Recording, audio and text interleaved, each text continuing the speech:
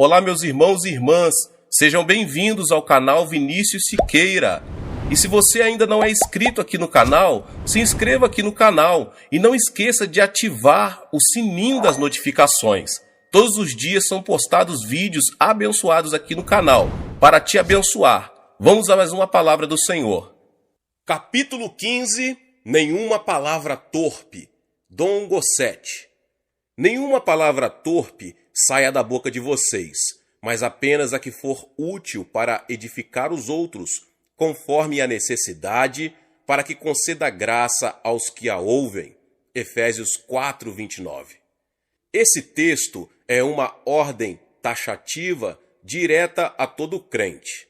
A palavra torpe que sai da sua boca não significa apenas bisbilhotice, queixa, murmúrio, rabugice, xingamentos e outros usos inadequados da língua, mas significa linguagem não edificante, inútil, que não edifica. Nossas palavras devem ministrar graça aos ouvintes. Nossas palavras precisam ministrar até ao nosso próprio coração ao ouvi-las faladas. É por isso que devemos dizer o que Deus diz sobre cada detalhe da nossa vida. Sua linguagem é torpe se você diz: eu tenho de estar doente todos os dias. Em Isaías 33:24, encontramos um padrão bíblico para a conversa correta de um filho de Deus. Nenhum morador de Sião dirá: estou doente. Sua linguagem é torpe se você diz: Deus está retendo alguma coisa de mim.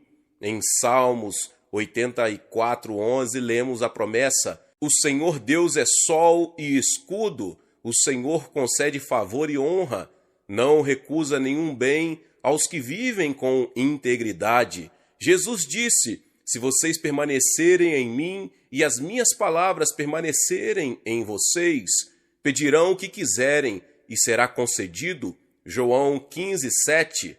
Quando a palavra de Deus habita em você, você dirá essa palavra. Novamente, Jesus ensinou: a boca fala do que está cheio o coração. Mateus 12:34. O que está no coração virá à boca. É por isso que você deve estar nutrido com a palavra de Deus e tê-la no coração. Então ela será a primeira a vir em cada situação. Quando se trata de palavras, a ordem que você recebe é falar como quem transmite a palavra de Deus. 1 Pedro 4:11. Se você fala como quem transmite a palavra de Deus, dirá: o Senhor livrou-me de todos os meus temores. Salmos 34:4. O Senhor me libertou de todas as minhas tribulações. Salmos 34:6. E os olhos do Senhor voltam-se para os justos, e os seus ouvidos estão atentos ao seu grito de socorro. Salmos 34:15. Por outro lado, se você fala como quem transmite a palavra de Satanás, dirá: Deus está muito longe, ele não me ouve. Mas se você fala como quem transmite a palavra de Deus, dirá: os justos clamam, o Senhor os ouve e os livra de todas as suas tribulações. Salmos 34:17. Se você fala como quem transmite a palavra de Satanás, dirá: eu oro pela salvação da minha família, mas não adianta nada. Mas Jesus prometeu ao cristão cheio do Espírito que naquela hora o Espírito ensinará o que deverão dizer. Lucas 12. Quando o Espírito inspira as suas palavras, ele fará que você faça confissões da palavra para a cura, felicidade e saúde, em vez de enfermidade, pecado e sofrimento. Quando o Espírito Santo concede a você as palavras para falar, ele o compelirá a confessar abundância, prosperidade e poder, em vez de desânimo, desespero e doença. Quando o Espírito Santo tem o controle das suas palavras, ele o capacitará a dizer com autoridade: não tenho prata nem ouro, mas o que tenho, isso lhe dou. Em nome de Jesus Cristo o Nazareno, ande. Atos 3:6. Habite ricamente em vocês a palavra de Cristo. Ensinem e aconselhem-se uns aos outros com toda a sabedoria e cantem salmos, hinos e cânticos espirituais com gratidão a Deus em seu coração. Colossenses 3,16. Se a palavra de Deus habita ricamente no seu coração, você encorajará as pessoas e não as desanimará. Se a palavra habita em você ricamente, você a dirá no momento oportuno: o soberano, o Senhor, deu-me uma língua instruída para conhecer a palavra que sustém o exausto.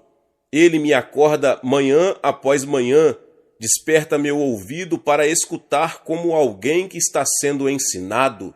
Isaías 50:4. Quando a palavra reside em você ricamente, você falará essa palavra diante de todas as situações.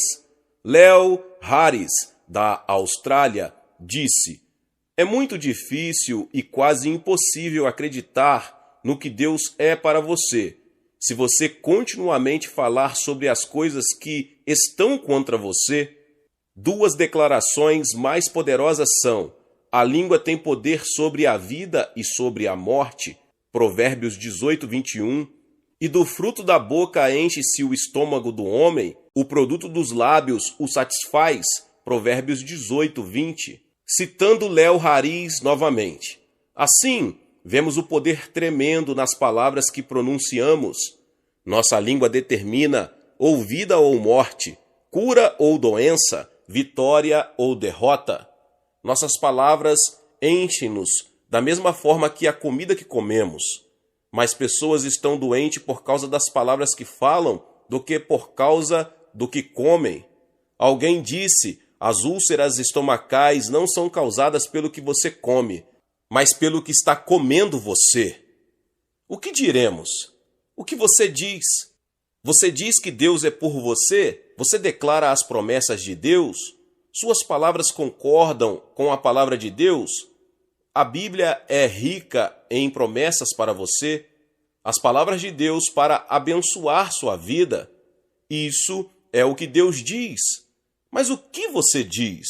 Por que não começar hoje a dizer o que Deus diz, concordar com a palavra de Deus e declarar com seus lábios as promessas poderosas de Deus para você? Capítulo 16. Deus é Deus de fé.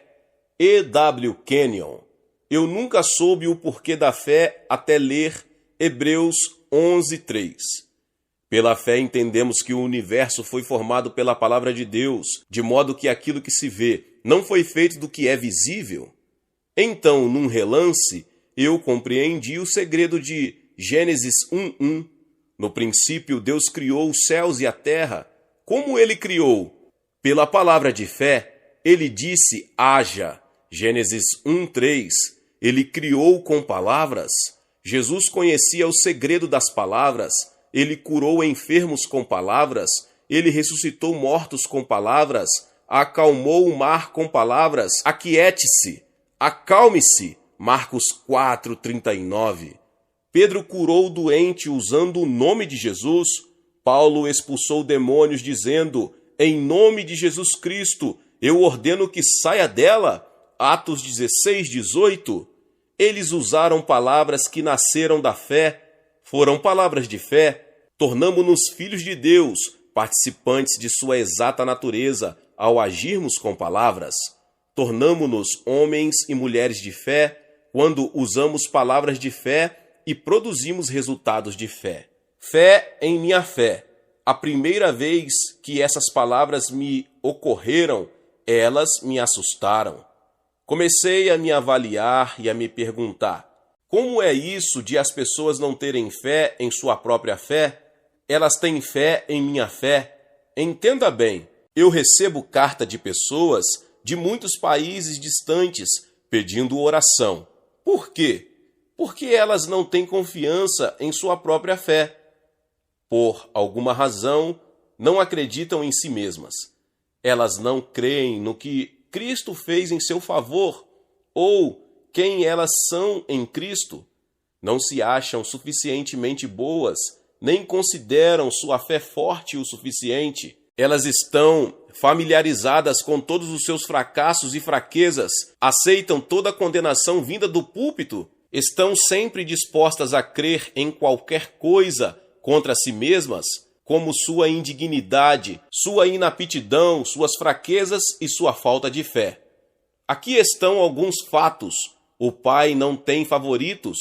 Toda pessoa nascida na família dele tem a mesma redenção.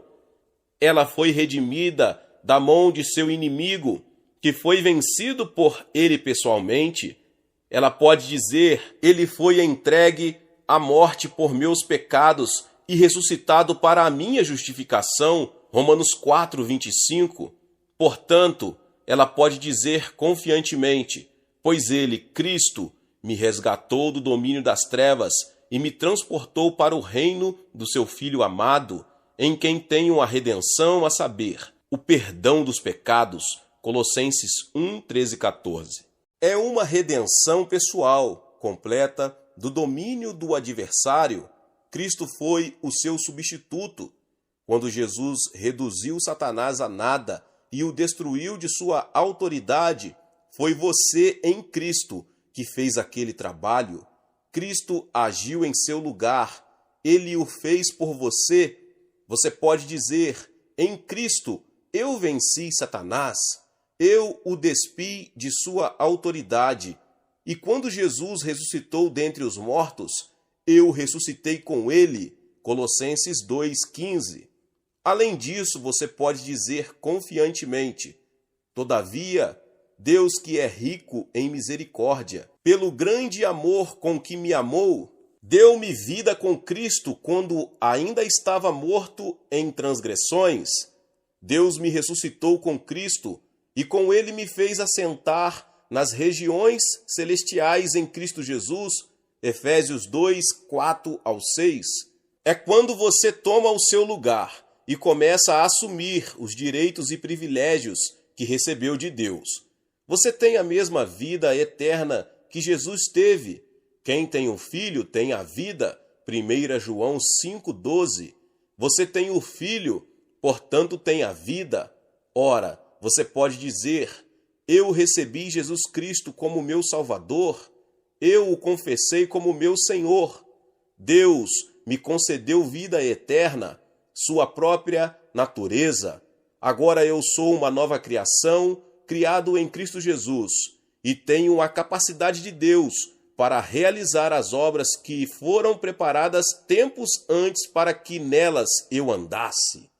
Eu tenho a capacidade de Deus, porque tenho sua natureza, tenho habitando em mim o mesmo Espírito maravilhoso e poderoso que ressuscitou Jesus dentre os mortos. Aquele que está em mim é maior do que aquele que está no mundo. 1 João 4,4. A Bíblia diz: Deus tornou pecado por nós aquele que não tinha pecado, para que nele nos tornássemos justiça de Deus. 2 Coríntios 5:21. Você pode dizer: nele eu me tornei justiça de Deus. Portanto, agora não há condenação para mim, porque estou em Cristo Jesus. Romanos 8:1. Essa justiça dá a você o privilégio de permanecer na presença do Pai, como se nunca tivesse pecado. Você tem a natureza dele, ele é o seu Pai, e você é seu próprio filho. Como filho ou filha, você tem o direito legal de usar o nome de Jesus. Ninguém tem mais direito de usar o nome de Jesus do que você e seus irmãos em Cristo. Agora diga comigo: Jesus declara: o que eu pedir em seu nome, ele me dará. Destemidamente eu assumo o meu lugar. Eu imponho as mãos ao meu ente querido que está doente e digo: em nome de Jesus, enfermidade, deixe este corpo. Demônio, saia deste corpo e vá para o abismo, lugar ao qual você pertence. Não toque jamais nesta pessoa novamente. Cristo me disse que quem cresce imporia as mãos aos doentes e eles seriam curados. Em meu nome expulsarão demônios. Marcos 16:17. Eu aceito essa verdade e ajo com base nisso, porque Cristo me disse. Capítulo 17. As pequenas coisas. Dom Gossete. João declarou: ninguém jamais falou da maneira como esse homem fala. João 7,46. Esta é uma mensagem sobre as coisas pequenas, todavia de vital importância. Esta é uma mensagem sobre palavras. Nossa vida é feita de palavras, palavras faladas, palavras escritas, palavras definidas como música e assim por diante. Como nossas palavras podem ser bênção? No entanto, que maldição elas podem ser para quem não se dá conta de sua importância? Em uma declaração mais surpreendente, Jesus disse: pois por suas palavras vocês serão absolvidos e por suas palavras serão condenados. Mateus 12:37. As palavras podem fortalecer o fraco, encorajar o desanimado, levantar o caído, sustentar o cansado, curar o doente, dominar circunstâncias e ministrar graça ao ouvinte. Entretanto, palavras podem também ser um laço para a alma, destruir a fé, envenenar vida espiritual e mentalmente, destruir em vez de construir, e iludir e derrotar pessoas. Quando percebemos que quase todas as mágoas e mal-entendidos vêm a nós através de palavras, não entendemos o valor das palavras. Você se lembra dos consoladores de Jó? Eles devem ser uma lição viva para cada um de nós. Jó clamou: até quando vocês continuarão a atormentar-me e esmagar-me com palavras? Jó 19:2. Era o que seus consoladores estavam fazendo. Eles chegaram como consoladores, mas permaneceram como condenadores. Nosso negócio não é esmagar e machucar as pessoas com palavras. O soberano, o Senhor, deu-me uma língua instruída para conhecer a palavra que sustém o exausto.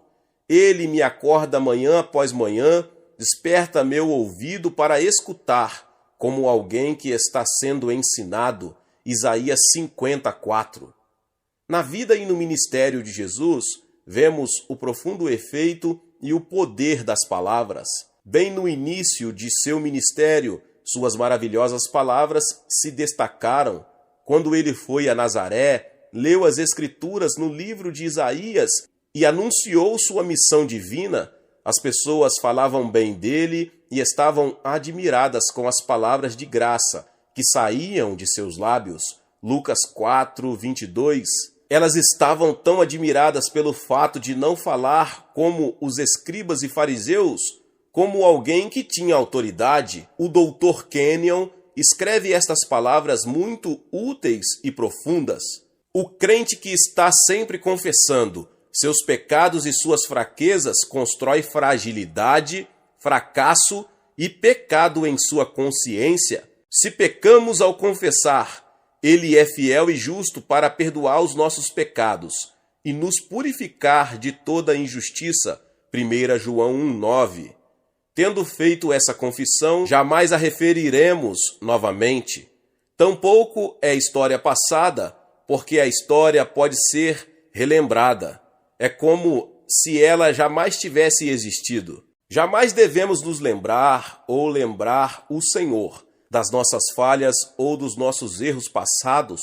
Eles não existem. Se você confessa alguma coisa, confesse que permanece completamente nele, que é totalmente verdadeiro o que Deus disse com relação a seus erros e tropeços. Jamais devemos confessar nossos pecados a pessoas.